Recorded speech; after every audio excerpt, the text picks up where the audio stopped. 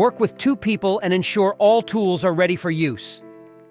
Start with package 1 for the assembly material. Then unpack packages 2 and 3 for the rest of the cabinet walls. Organize the screws and lay the cabinet walls on the ground. Grab the inner sideboards and insert the A2 connecting fittings. Make sure that the openings face the outside.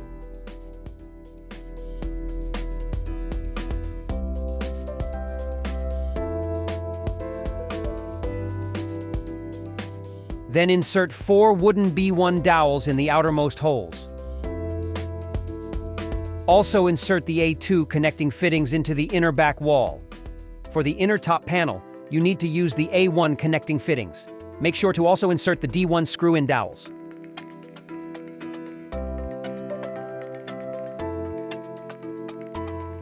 Place the base plate on the ground with its 4 holes facing up. Secure the U-brackets with 3 D9 screws each.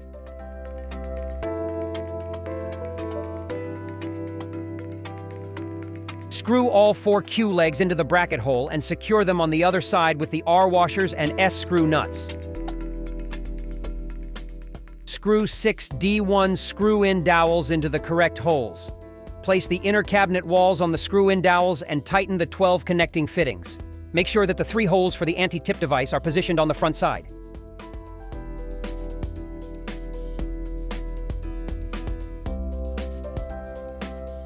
Screw the D1 screw-in dowels into the holes in the corners of the top panels.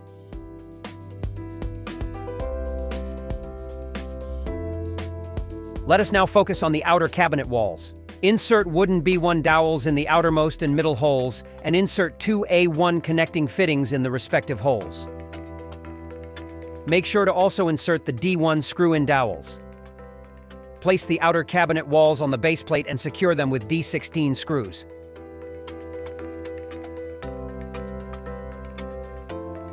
Tighten the A1 connecting nuts.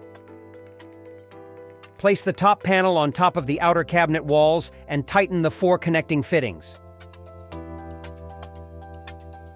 Insert the ventilation grate into the hole.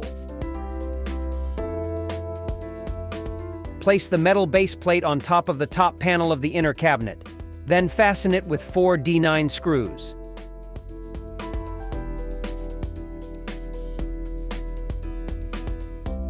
To level the base cabinet, the feet can be further adjusted. Position the washing machine cabinet in your desired location and check whether it is level. Secure the washing machine cabinet by mounting it to the wall with the 4 wall brackets. First, drill a hole in the wall and fasten the bracket with an E9 bolt.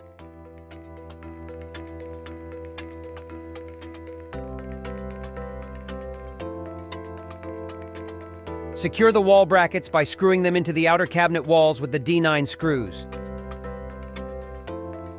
Connect the water hose from the washing machine. Plug the power cord into the outlet. Connect the water hose from the washing machine to the water tap.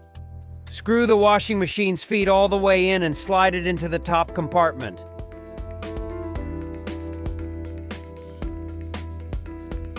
Secure the anti-tip device by screwing in 3 D9 screws. Attach the drawer runners on both sides of the inner cabinet with the D6 screws. Make sure that you attach the left and right runners on the correct sides.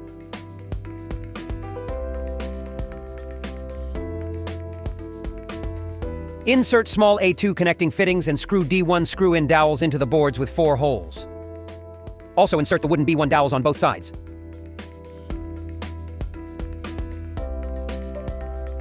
For the bottom board of the drawer, insert the A2 connecting fittings and wooden B1 dowels in the respective holes. For the small back and large front side of the drawer, screw the D1 screw-in dowels into the respective holes. Screw the handle into the large front sideboard with 2 D14 screws. Attach all drawer boards to each other and tighten the connecting fittings.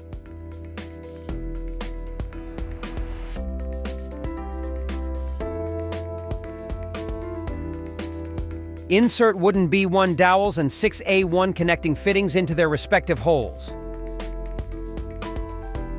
Screw 2 D1 screw-in dowels into the boards of both sides and the front. Screw the handle into the front side with 2 D14 screws. Attach all sides to the main board and tighten the A1 connecting fittings.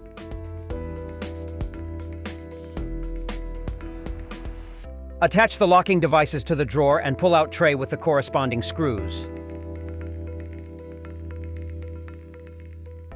Install the pull-out tray and drawer onto the runners and push until you hear a click.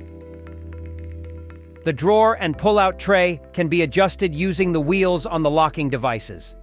Please note, the pull-out tray and drawer can hold a maximum of 22 kilograms.